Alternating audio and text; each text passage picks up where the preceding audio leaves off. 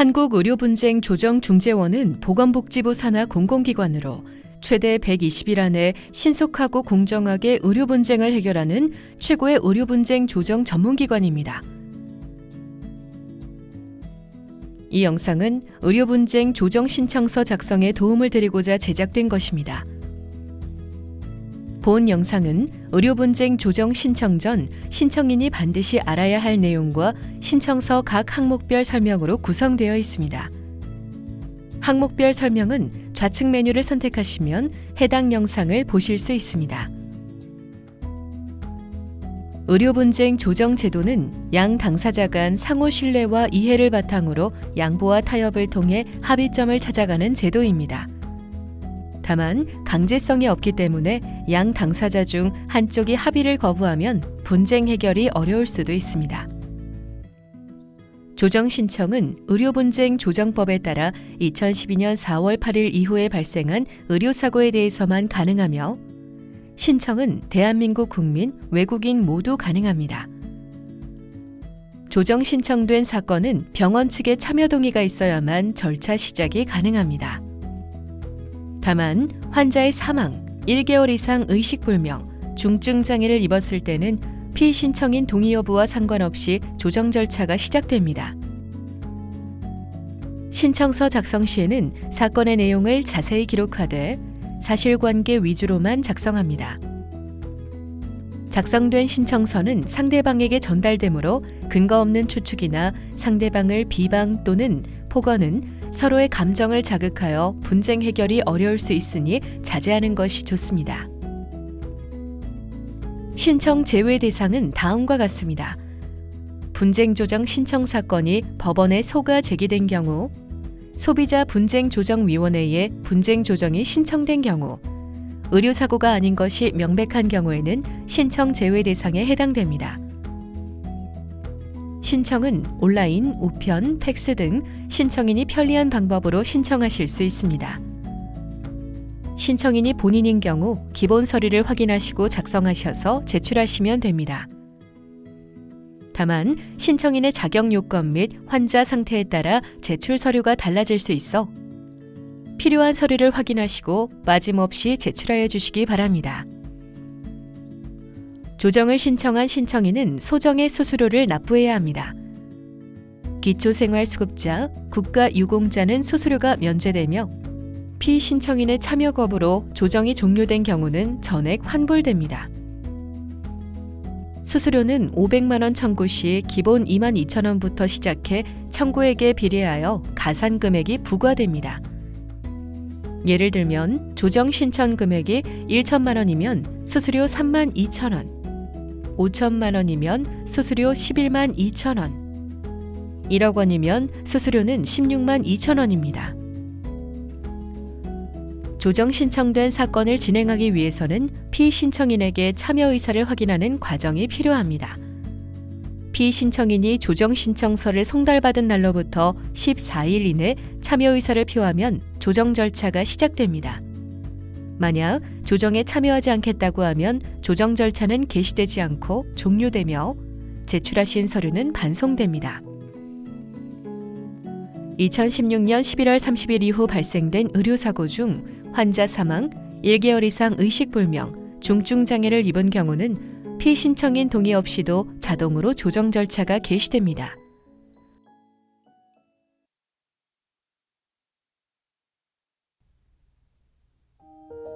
조정 신청서는 의료중재원 홈페이지의 의료분쟁 조정 중재에서 신청 서식으로 들어가면 다운로드 가능하며 요청 시 우편으로도 발송하는 서비스를 실시하고 있습니다.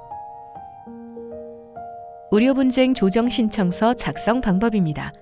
신청인 항목입니다. 환자가 직접 신청하는 경우 1번 당사자 항목을 작성합니다. 자신의 기본적인 인적 정보를 기록하고 우편받을 곳의 주소를 적습니다. 이메일 주소도 빼놓지 말고 적어야 하지만 없는 경우는 작성하지 않으셔도 됩니다. 환자가 사망하여 상속인이 당사자가 되어 신청하는 경우에는 1번 환자 정보와 함께 2번 당사자 상속인 항목의 정보를 작성합니다. 사위나 며느리는 당사자 자격이 없어 신청할 수 없습니다. 환자와의 관계는 상속인이 해당되는 항목에 체크로 표시하고 상속인의 기본적인 인적 정보 및 우편받을 주소와 이메일을 적습니다. 상속인 여부를 확인할 수 있게 사망한 환자와의 가족관계 증명서도 함께 제출합니다. 신청인을 대신해 대리인이 조정 신청을 한다면 1번 환자 정보와 함께 3번 신청인의 대리인 항목을 작성합니다. 환자의 사망으로 상속인을 대신해 조정 신청을 한다면 1번과 2번 항목을 포함하여 모두 작성합니다. 대리인은 신청인과의 관계를 표시하고 대리인의 기본적인 인적 정보 및 우편받을 주소와 이메일 등을 적습니다. 신청인의 대리권을 증명할 수 있는 위임장을 제출해야 합니다. 위임장은 의료중재원 홈페이지의 의료분쟁 조정 중재에서 신청 서식을 다운로드할 수 있습니다. 피신청인 항목입니다. 의료사고가 발생한 보건의료기관명과 보건의료인의 이름을 적습니다. 보건의료인이나 업무 담당자의 정보가 없으신 경우 생략하셔도 됩니다. 피신청인에게 서류가 제대로 전달될 수 있도록 기관명과 주소를 꼭 확인하고 적습니다. 진료 과목에는 의료사고가 일어난 진료 과목을 적고 중복 체크도 가능합니다. 조정 신청 내용 항목입니다. 의료사고 내용이 무엇이고 어떠한 피해를 입었는지, 의료사고 원인과 결과에 대한 사실만을 한 문장 정도로 요약해 적습니다. 예를 들어 무릎 인공관절 수술을 받은 후 환자가 폐혈증으로 사망했다면 무릎 인공관절 수술 후 폐혈증으로 사망이라고 적습니다. 자세한 의료사고 내용은 별지 서식에 적습니다. 조정 신청액은 환자가 의료사고로 인해 입은 피해에 대해 원하는 금전적 보상액을 작성합니다. 구체적인 산정 방법은 조정 신청 금액의 산정 내역 항목을 참고하여 주십시오. 다만 병원 측에서 참여 결정을 할 때 영향을 미치므로 합리적인 금액 작성이 필요합니다. 환자의 현재 상태도 체크합니다. 환자의 장애 정도를 판단하기 어렵다면 제출 서류인 장애 진단서, 장애인 등록증 또는 장애인 증명서를 참고해 체크해 주시면 됩니다. 의료 분쟁 해결 시도 내용 항목입니다. 본 항목은 조정 신청 제외 대상 확인 및 절차 진행의 참고 사항이 됩니다. 따라서 의료사고를 해결하기 위해 민사소송 또는 소비자 분쟁 조정위원회 신청 등 절차가 진행 중이거나 최종 결정 또는 절차 중 취하 등으로 종료되었는지 체크하여 주십시오. 감정서 배부 안내 문구입니다. 감정서를 수령할 방법을 체크합니다. 감정서는 1회에 한해 신청자에게 무료로 배포됩니다. 서명 또는 날인 항목입니다. 신청자의 이름을 적고 꼭 서명이나 날인해야 합니다.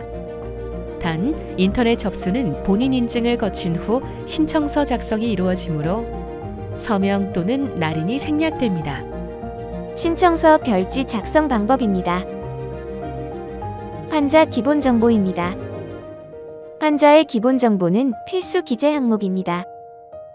환자의 성명, 성별, 생년월일을 기재하시고 나이는 만 나이로 작성합니다. 큰 분류로서의 환자의 현재 상태를 표기합니다. 중증장애, 경증장애는 장애인 등록이 되어 있는 경우에 해당합니다. 구체적인 증상 등은 뒤에 최근 환자 상태에서 작성할 수 있습니다. 과거 병력은 의료사고와 연관이 있는 질환 위주로 작성합니다. 예를 들어 고혈압 같은 지병을 가지고 있는 경우 질환명을 작성하고 지병과 관련해 먹는 약이 있으면 약을 처방받은 병원과 언제부터 약을 복용했는지도 작성합니다. 의료사고 발생 경과입니다. 병원 방문 이유는 이번 의료사고 발생 전 어떤 증상이나 목적으로 방문했는지 작성해 주세요. 진료과는 의료사고의 발생 당시 담당했던 진료과를 적으시면 됩니다. 복수로 기재하셔도 괜찮습니다. 진단명란에는 해당 의료기관에서 진찰, 검사 후 의사에게 설명드린 진단 내용이나 병명을 작성합니다. 치료 방법은 환자가 받은 주요 치료 방법에 체크합니다. 치료 방법에 수술이 포함된 경우에는 반드시 아래에 수술을 받은 날짜를 기재하고 수술 장면 촬영 요청서와 영상정보 보관 연장 요청서를 작성하여 제출하는지 체크합니다. 치료 내용 란에는 의료사고와 관련된 핵심적 내용 위주로 명확하게 작성합니다. 주의하실 점은 보다 상세한 내용은 아래의 항목에서 자세히 작성할 수 있으니 본 항목은 치료받은 시점과 내역 위주로 간략하게 작성합니다. 의료사고 발생일을 기재합니다. 의료사고 발생일이란 환자에게 피해를 입힌 의료행위가 있었던 날을 의미합니다. 예를 들어 수술 후 운동장애가 발생하였다면 수술한 날이 사고 발생일입니다. 의료사고 내용란은 치료하는 도중 어떤 문제가 발생하였는지 작성해주세요. 예를 들어 수술 후 양측 다리의 감각이 없어짐과 같이 있었던 사실 위주로 적어주세요. 의료사고 발생 후 의료인이 취한 검사나 치료, 전원 등의 조치가 있었으면 포함하여 작성해주세요. 의료과실이라고 생각되는 점 및 그로 인한 피해에 대해서는 의료인이 잘못했다고 생각하는 부분을 작성하시고 어떤 부위에 어떤 피해가 어느 정도로 발생했는지를 표현해주세요. 의학적으로 정확하지 않아도 됩니다. 예를 들어 수술도 잘못했고 감각 이상을 지켜만 보자고 했음. 그 결과 다리에 영구 장애가 남음과 같이 작성할 수 있습니다. 추가 치료 여부는 의료사고로 인해 다른 병원에서 추가 치료를 받았는지 여부를 표시하고 다른 병원에서의 치료 내용과 날짜, 소요기간 등을 작성합니다. 최근 환자 상태는 조정을 신청하는 시점에 환자의 현재 상태를 작성합니다. 현재 환자에게 남은 증상이나 신체적 문제점을 자세하게 알기 위함입니다. 향후 치료 계획 여부는 앞으로 환자의 추가 치료 계획이 있음 또는 없음을 표시하고 계획이 있는 경우 치료받을 의료기관명과 진료과 치료 내용을 기재합니다. 추후 의료인이 발급하는 후유장애 진단이 가능한 경우 포함하여 기재합니다. 예를 들어 A 대학병원에서 3개월간 재활치료 후 상태를 보고 후유장애 진단 예정임이라고 작성합니다. 의료감정이 필요한 사항에 관한 내용입니다. 의료중재원에서 중점적으로 검토해줬으면 하는 의학적 내용이 무엇인지 적습니다. 이 항목을 적을 때는 상대방 또는 감정 절차 관계자에게 전달하고자 하는 메시지가 정확하게 전달되도록 의료사고라고 주장하는 핵심 요소만을 골라 적는 것이 중요합니다. 길게 나열하는 경우 주장 사실이 제대로 파악되지 않아 분쟁 해결이 어려울 수 있습니다. 예를 들어 복막염에 대한 오진으로 처치가 지연되어 환자가 사망했다면 1. 복통을 호소할 때 병원의 조치는 적절하였는지 2. 복통에 대한 치료가 지연되어 환자가 사망한 것은 아닌지 라고 표현할 수 있습니다. 의료기관 측과 의료사고에 대해 협의한 내용을 작성합니다.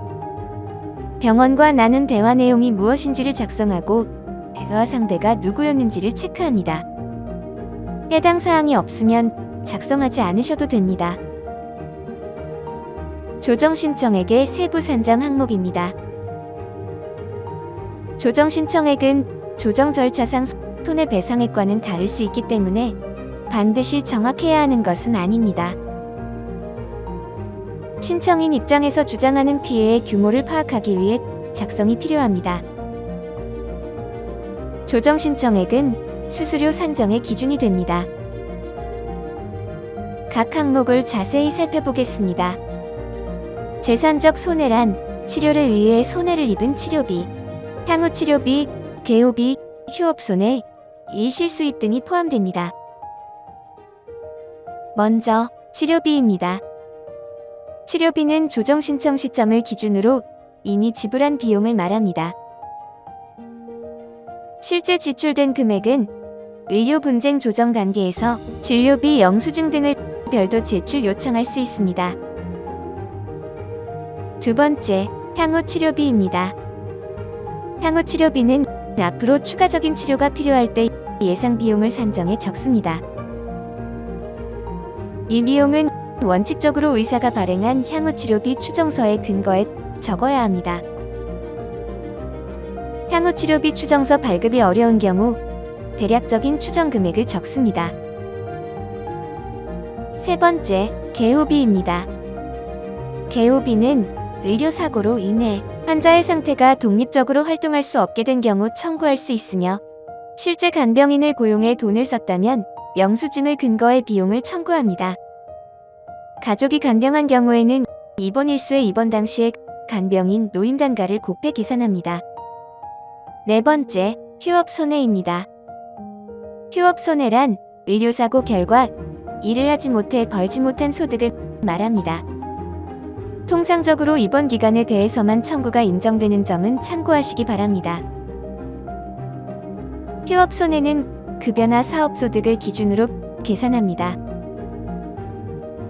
다만 전업주부 같이 정해진 소득이 없는 사람이라면 매년 대한건설협회에서 발표하는 보통인부의 노임단가, 즉 하루일당을 기준으로 합니다.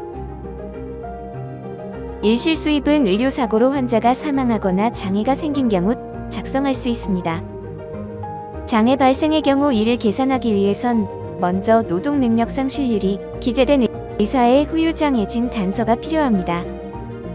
일반적으로 사람이 일을 해서 소득을 얻을 수 있는 나이는 만 19세부터 만 65세까지로 보며 직종별로 차이가 있을 수 있습니다. 사고 발생일로부터 만 65세가 되는 날까지 또는 한시장애인 경우 그 한시적인 기간까지를 가동기간으로 산정하며 사고 당시 피해자의 월 소득의 노동능력상실률, 가동기간을 곱하여 계산합니다. 사망의 경우 법원은 총 수입의 3분의 1 정도를 생계비로 공제하오니 참고하시기 바랍니다.